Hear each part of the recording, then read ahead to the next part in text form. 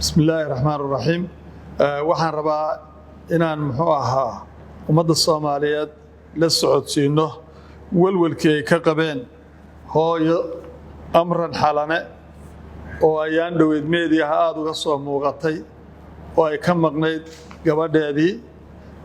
aanana kuna ballan qaadnay inaanu gabadhaas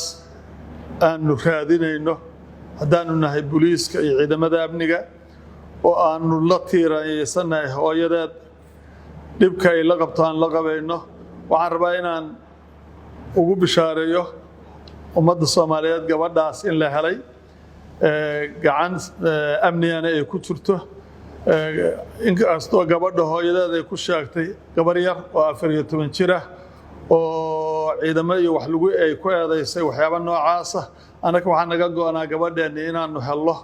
oo dadaal dheer ah booliisku sameeyay gabadhaas gabar 18 jir weeye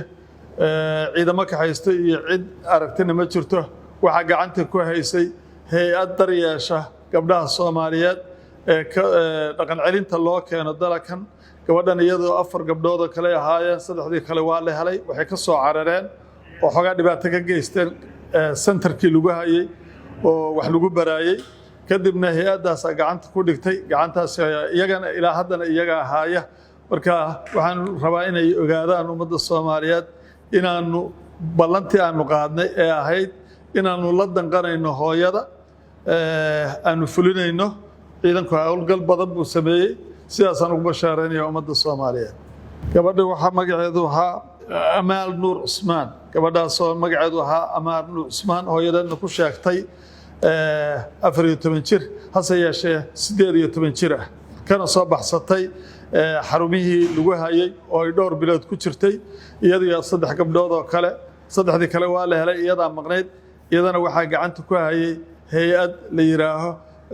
Center of Development Women's Development